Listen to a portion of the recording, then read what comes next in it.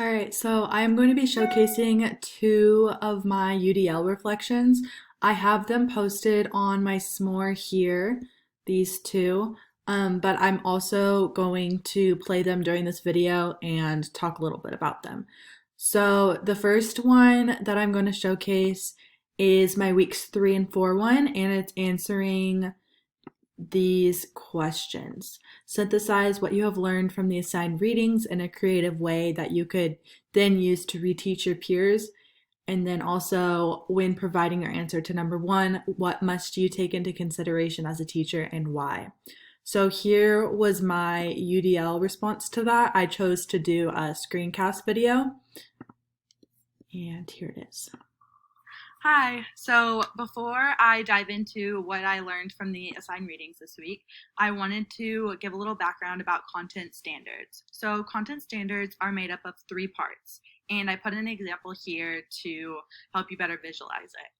So the first part is the grade level, which is yellow right here, and K for kindergarten.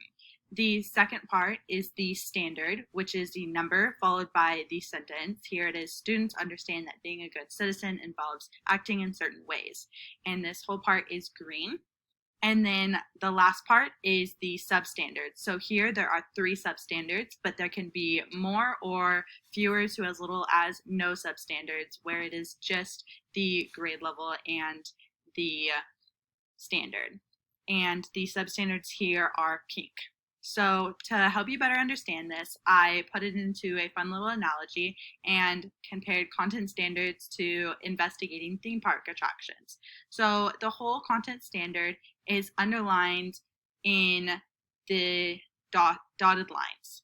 So the different theme parks are going to represent the different grade levels, which are what is highlighted in yellow. And these are examples such as Disneyland, Six Flags, San Diego Zoo, SeaWorld. And then the different exhibits and lands within those are going to represent the standard, which is green. And this, for example, is the in Disneyland, Frontierland, Adventureland, things like that. And then the last part, the substandards, which is pink, are going to represent the rides. So the rides, there can be many rides within that exhibit or land, or there can be only a couple rides or no rides.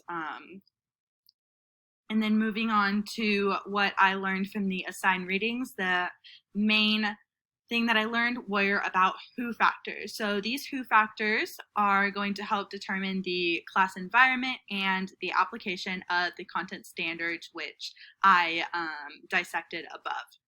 So when implementing these content standards and creating our class environment, we must take into consideration the who of who we will be teaching.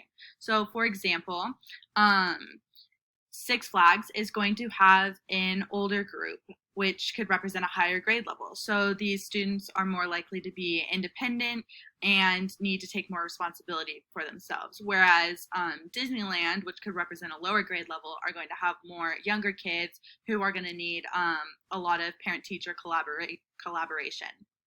These different who factors for the schools can be found through the resources such as policy maps, California dashboard, and SARC reports. And the information in these are going to play into how the teacher establishes their environment and how they go about teaching the content standards.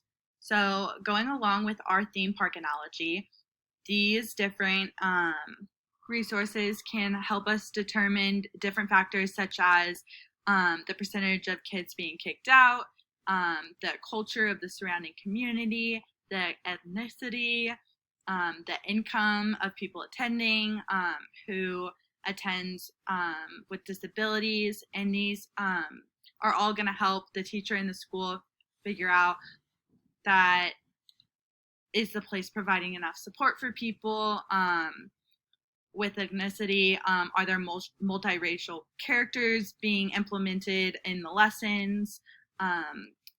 With income, can they afford the things that they may need, or that they are necessities such as food, fast passes, souvenirs, And then if there's people with disabilities, are the rides or classroom being set up in a way that's understandable and easily acceptable for every person, such as like launch ramps, printed schedules, etc. And lastly, when presenting you guys with the information above, I had to consider different things such as the learning style of my audience. And I did this by targeting the auditory and visual. So I tried to use as many as possible. And then I also thought about the prior experience or interest of my audience. So I had to think about the best analogy to use and if the theme park analogy would be something that most of my audience could relate to and pull experiences from. So thank you guys. So I chose to use Screencast-O-Matic to answer these questions because one of the questions was how would you teach this information and what you learned in class to a classroom? And this screencast, writing it like this, kind of shows how I would outline my lesson as a teacher.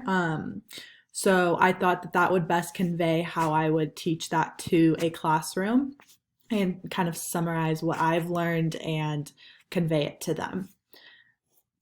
And then the next one that I am going to showcase is for weeks 11 and 12, and that's going to be answering these questions here. Revisit your answer to what is backward design and discuss how it has changed or stayed the same. Restate your lesson's learning objective, identifying all parts and how you see yourself facilitating its completion. Provide 5 words or images that best describe your experience designing your lesson plan. So I chose to answer this one through Powtown. And I also included some memes in it just because it went with it and I hadn't used memes yet. So here is that one. Hi, it's Alexa Marchini, and this is my Powtown UDL for weeks 11 and 12. Our lesson plan is on the verge of completion. We just need to look everything over, make some last minute adjustments, and finalize everything and make our video.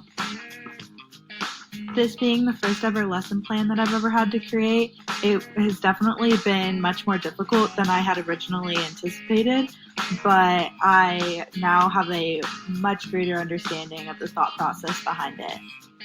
Here are 5 memes that sum up my experience of making the lesson plan.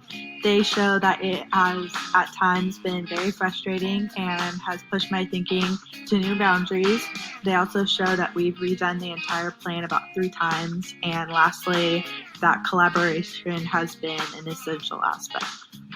Our learning objective is K-5 scholars will be able to put events in temporal order using a calendar, placing days, weeks, and months in proper order through or by charting, plotting, or summarizing at least 2 times.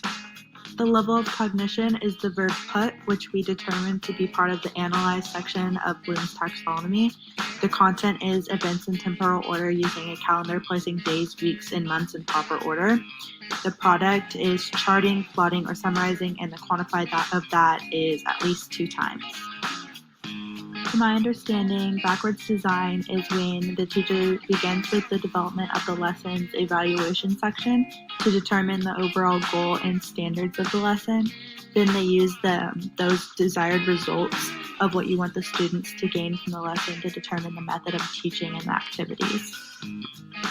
As I mentioned previously, we underwent multiple revisions of our activities, mainly due to the fact that we realized our activities didn't quite line up with the goals that we had for our students' understanding of the targeted lesson. Thanks for listening, and I can't wait to share with you our final lesson plan. So I chose to use Powtown for this UDL because it's kind of a lot of information and I felt like presenting it in this kind of video PowerPoint presentation way would allow for people to be more engaged while watching it, and then also it kind of simplified everything down. And then overall, I chose to showcase these 2 UDLs because the first one I thought it really showcased the growth of like my creativity in this class, and I feel like I really challenged myself to think outside the box and like how I could teach those concepts that we learned in this class to maybe a group of elementary school students.